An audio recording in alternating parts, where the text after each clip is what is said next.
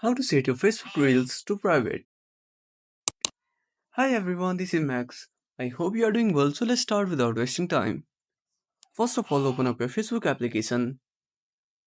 Now go to your profile. Now scroll down a bit. Now tap on Reels. Now select the Reels you want to set to your Now select the reel you want to set private. Tap on the three dots. Now go to Edit Privacy.